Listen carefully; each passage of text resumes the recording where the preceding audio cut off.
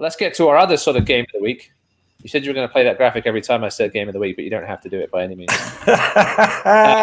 Hey, Boca, as part of the day on Saturday that was finished by that senior men's game, they had a ton of youth stuff against Wellignton. I think U8s all the way up to U19s. And we're going to talk to the two coaches from those U19 teams right now, Johan van Wyk from Boca and Alan Lawson from Wellignton. But do you have some highlights for us first, Charlie? I do. And there's Dave Schnegelberger, former Palm Beach scrum half, who still likes to play now and again, now getting into the refereeing side of things. Good to see him out there really getting his feet wet on the U19 side of things. This one was a reasonably one-sided game for Boca, who coming off a bit of a heavy loss at Key Biscayne. Key Biscayne seems to be one of the better teams in the state early on this year. Well, I know they squeaked one out against Cape Pirates. They were a little short-handed this past weekend. But this was a nice interception try here by the Wellington Wizards. Going to go the distance. Things were tight early on in this one. I know there were a couple of red cards in the second half that obviously had an impact in this game. Maybe we can. I won't mention that conversion attempt there. Kicking in the U19s game is very spotty. Although we were talking last week, Charlie, about how solid Key Biscayne is with the foot. Wow. That could be a big difference. Let me tell you, all these high school games, I'm pretty impressed on how intense they are. I don't know if it's I haven't just seen these games in a while, but all the teams, man, they play like it's the last one. Well, I mean, a lot of them haven't played. Some of them obviously played football in the fall. Some schools played more than others on the football side of things, but a lot of these kids haven't played much rugby. They played a little bit, I think, last season before the pandemic shut things down. But listen, rugby contact's a lot different than football contact. No, it's great to see the boys out there smashing it around on Saturday out at Don Estridge. See a couple more Boca tries here. Boca got some big boys, Charlie. They do. Especially up front. I saw a prop that looked like he was about 6'3", 260. And they have some very good players also. Both teams. Let's bring on our head coaches while we watch these highlights. Sure. Johan van Wyk from Boca and Alan Lawson from Wellignton. Gentlemen, thank you for joining us this evening on T-Throat. Appreciate it. Thank you. Let's talk to Johan first, our winning coach, who sent me his resume today, and it made my resume look very lame. Johan with a great rugby history, came over here from South Africa and played for Florida. Well, you just coached at Florida State, right, Johan? Yeah, I coached at Florida State for a couple of years with Kirk Swanner. Michael Gomez was still playing at the time when I was helping out there. And then, just moved down to Boca. Played 1 or 2 seasons. EL, who was on a little bit earlier, he's trying to convince me to get back into it. So just been back, and this is my first year with Boca, which has been great. Getting to know the boys. I think the boys getting to know me. There's always the idiosyncrasies that goes along with the player and coach dynamic, and as a coach, you're trying to instill a certain game plan, and from the player side, they're trying to learn new things, and we always try and challenge them in that way. So it's been a good time. It's been an interesting time. Great. Now talk about the win. Obviously, coming off that loss to Key Biscayne, which everybody thought was going to be a little closer. I know the weather down there obviously didn't help, but talk about this. It was a nice win over a program that's had a lot of success over the last few years. Yeah, that game in Key Biscayne was probably the worst start we could have had to the season for many reasons. The game was postponed, and we had an internal scrimmage the week before. Right. So that was the first contact, and we got there, and the conditions seemed to be good, and we thought it was going to be good, and all of a sudden it just a torrential downpour. And I don't think we did a good job at adjusting the way that we played the game. We still tried to play a little bit of expansive game, and we just got caught short. Key Biscayne played a really good game. You can see those guys have been playing well together, really well coached, and like you said a little bit earlier, good with ball on the foot, good at identifying space. So, kudos to them. We worked really hard in the lead up to the game. I think myself and Matt Guest and Tristan, who coaches with me, we identified some areas in the game against Key Biscayne where we had to be better. And ultimately, we try to empower the boys with some further tools to do that. This was by no means a perfect game for us, and I told the boys afterwards, there's a lot of things we can work on, but it's a good foundation that was laid that we can that we can work on. If it was a perfect game, I would have been I would have said that's a good thing, but there's always things for us to work on. The boys had some good physicality. Our continuity was somewhat shaky at some point in time, and then lastly, our defense was great. We had a couple of goal line stands where the boys really came up to put their hand up and showed what they're about, which is all we as coaches can ask for. For sure, yeah. Tell us a bit about the Boca team. What's it comprised of? How many veterans, how many rookies, and who are some real guys to keep an eye on? So we are in a very, very fortunate situation. I actually, I was thinking about today, we could probably field a second team if there was other teams that had subsequent, enough players. We've got some training sessions, 32 guys. So wow. We have enough players for 2 full teams. I'd probably say it's a good mixture between guys who are new to the game and guys who've played it before. And it's that constant battle as a coach. You try and improve the guys that understand the game, but also teach the guys that don't really don't get it yet. So I'd probably say we've got about 80% of guys who've played before, and then 15 to 20% of guys that are relatively new to it. We've got some very, very talented kids, and some great kids in the team. Our captain Logan, who scored one of our first tries, he's a strong ball carrier. I experimented a little bit against Key Biscayne, put him at 8th man, just because he's a strong ball carrier. The experiment didn't work out. We stuck him back at inside center, where he's been great. Jordan Vassell also in the back line. He's an exciting player. I'm really excited to see what he can do. I believe he's got the talent to go a couple of steps further. Yeah. It's just unfortunate about his dad, Chris Vassell. We'll talk to Chris in a little bit. So I've got some great, some guys that apparently last year were new to the game that this year is really putting their hands up, and a lot of kids are surprising me. At the end of the day, that's your litmus test, getting on the field when you get the chance and putting your hands up. And I've been really, really pleasantly surprised by some of the boys that are that you kind of think were inconspicuous in terms of how they play, but I'm very happy. The progression. My biggest thing is I just want them to progress and get better each weekend, and I think we're on the right track. No doubt about it. Now, I was going to ask you, your biggest challenge is recruiting players in Florida, in Boca, but you seem to be doing a great job of that. Yeah, Are these players come from football backgrounds, or is it a good mix of guys from other sports, or how many of these guys have been playing? Obviously Boca has a solid youth program. How many of these guys have been playing for 3 or 4 years already? I would probably say like 60 to 70% have been playing for a while and either playing together. We actually have a couple of boys come down from Wellignton. Right. Yeah, who are also, I think, honorable mention to them as well. They are, some of them are new to the game, some have been playing for a while, but the best kids in the sense of very, very coachable, and I have to commend them all for that. They're very coachable. They listen to what you say. They're really eager to learn.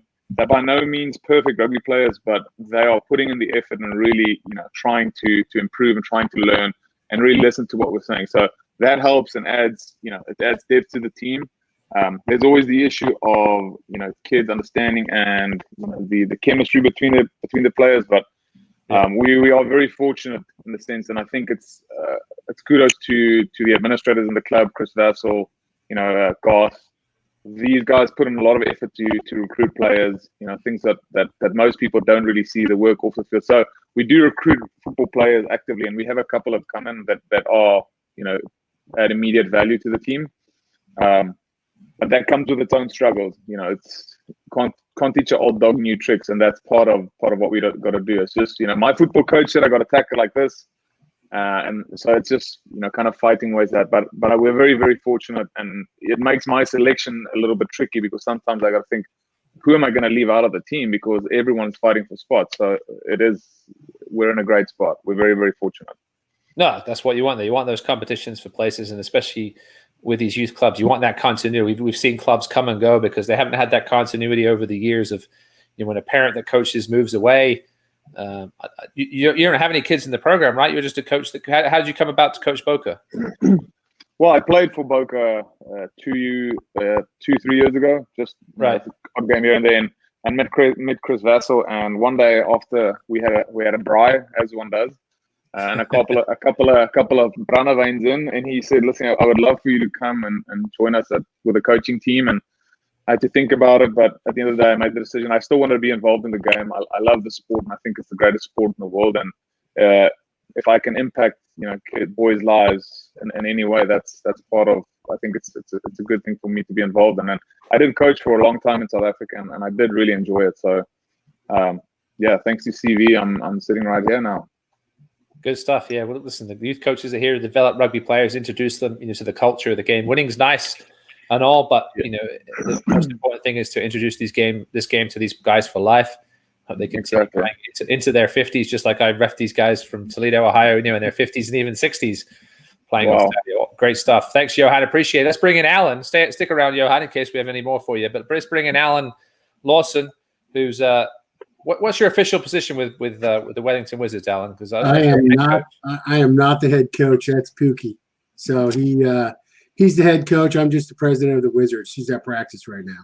So Alan is the president of the Wellignton Wizards. One of the most successful youth programs over the last few years. He actually since their inception. Mark Pukey Patterson couldn't join us this evening. He claims that he coaches rugby every week of every evening of the week, and I feel for his wife in regards to that. But thanks for joining us. Thanks for joining. Yeah, we might not have got a word in if Pukey had joined us. That is correct. But Alan, let's talk about the loss. This was your first game of the season, if I'm correct. Yeah, yes. We literally just fielded a U19 team like in the last 5 days before the game. Probably about a third of those boys were all first-year players. So if you want to hand any of those Boca kids down, we'll take some of those 33 kids off your hands. Get us a full side. So yeah, we typically we average around 120 kids in the program, and we're down around 75 right now due to this whole COVID thing. So our numbers are drastically been hit. We've done everything. Our fee to play for registration is only $75. We usually charge $225. So we're doing everything we can to try to get some of these kids out to play. No, it's great to hear. Yeah, I know Wellignton has been, especially on the not so much the U19s, but everything below that, been one of the strongest programs over the last. When did the Wizards start, Alan? 2014 was our first year, and a lot of people don't know this, but I took my son. I know Garth back we used to work together, and who's the president of Boca, and I think one of my football teams beat his son from Boca like 60-0, and he was standing at my door on a Monday, and he said, "I need you to bring some of those boys down to play rugby." So I did. We took some boys down in 2013. I think we took state that year with a coach from England, and he ended up going back. And then the Florida Rugby Union approached me. He said, "Could I get a team started up north?" And I got into Ron Varga and Pookie, and we put it together. And we did 23 kids the first year. I think it was 62 the next, 96, and then 120 ever since, except this last year. So we're hoping to get back. Our youth is really, really strong. Yeah. It's just this high school. I don't understand it. This high school, we've just struggled to get some of these kids out. Yeah, no, I think a lot of the parents are perhaps concerned. I know, some of the football teams really struggled to field teams this year and keep them off the COVID list. And I know you're not the only team. Cape Pirates, I know, are struggling with numbers as well. Boca seems to be one of the sort of outliers. I know Key Biscayne has great U19s numbers, but I know they've seen numbers dwindle below that as well. But tell us about this U19 squad, veterans, rookies, and some guys to watch. So we really only have right now, I think. Well, we had 6. I think it's 5 U19 actual U19 players, and then this last week we had some trickle in over the last week. So we had about 5 trickle in, which was great for us. And then some of them were returning. They were here living at home, and I think people are some of these high school boys are starting to get bored. And I don't know what happened the last 2 weeks, but once the game started popping up and people started talking about playing this, we started having some boys show up. So that's really kind of where we're at. And then we've got about 14, U16s. So we're set up for the next 2 years. Awesome. Yeah. What are some of the biggest challenges sort of recruiting players in Wellington? How's the city been with you guys in the county? And I think they've been pretty receptive, but obviously certain areas have more trouble with football coaches than others. But how's it been in Wellington over the years? We've been very fortunate with the city of Wellington. As a matter of fact, next year we'll be playing at a new rugby facility behind Wellington High School with a full regulated size turf. There's 4 fields out there, and one of those will be a rugby regulated field behind the new high school football AstroTurf field. We're supposed to start playing our high school games out there. Something happened. I'm not quite sure. I was talking with the city about it because we're supposed to do our tour, but we're going to stay at Emerald Cove now and for the immediate future, and then next year we will shift out there. Listen, any true rugby facilities we could have out there. I mean, I refed in Key West this weekend, and their pitch was, I think I counted out, was 67 meters wide. And I said, I wish I could ref all my games on a pitch this wide, because we obviously get so many, especially the high school games played on football pitches. Yep. Which, 50, 55, we push it a little bit out there. It doesn't help the kids when they're playing on such narrow pitches. That's great news. I know Wellington, I know Boca's had some guys as well, but I wasn't sure how familiar Johan was being a new coach. But talk about some of the Wizards that have moved on, to play up in college. On the boys and girls side of things. I'm gonna claim, and I'm pretty sure that my program right now over the last 4 years has had the highest college recruiting classes in the state. We've got kids going to Queens, Lindenwood, Life. David Rhymes was a Wizard. I found him in football. We talked about him earlier. Yeah. We had Dom Tianga, who's we've had more kids in our program, and we focus on that. And actually, we're partnering with Boca now going forward. We share a huddle account, so these kids can go in and create their tapes and send them to coaches. It's really easy to get recruited. Believe it or not, it's just if a kid it's amazing how reactive a lot of these coaches are. If kids just send an email, say, I'm interested in your program, here's a snippet. A lot of times they get a phone call or an email back in 30 minutes. It's unbelievable. These coaches in the programs. I mean, they just really want and thriving for contact. A lot of these kids, and I get talked to by coaches all over the country. And we use Huddle. We get them in. They take it. They ask us for numbers, and we get the contacts going in. It does, and we don't care. I don't care if it's a kid from Okapi or Key Biscayne or Boca. We act all as one now, and try to connect these kids to programs to go further on. Yeah, no, Florida is definitely one of those sort of hidden gems. I know we've had success, as part of the USA South program and the Panthers going out to Vegas and the RCTs over the last few years, especially at the U16 level. And those kids are going to start getting into U19s now, and coaches are realizing that the pool of talent down here is a lot larger than perhaps the rest of the country gives us respect for. It is. I totally agree with that, and I think a lot of times, and I deal with a lot of football coaches because that's where I got my start was in football. But I think there's some false promises sometimes with some of these coaches in saying you can go here, you can go there. But look, you can go to a D2, D3 school of football, but you can go to a D1, D2 school in rugby. Yep. We had 2 kids from Palm Beach Central last year, ended up at Norwich. They had first year playing, right? They came over. I've been talking to them for years. They finally came over, and they got a scholarship to go play at Norwich last year. So, and they only been playing the sport for 5 months. And that's the type of things that actually happen, and these stories get out. I think the sport will start growing at the high school level. No, the future is definitely bright in Florida at the youth level. There's no doubt about it. I think the pandemic has sort of put a slight dent in things, but hopefully we'll be through that by the fall and back in full swing. Alan and Johan, appreciate you joining us this evening. Good luck the rest of the way this season, and perhaps we'll have you on down the road here. Keep up the good work. Thanks, Ross.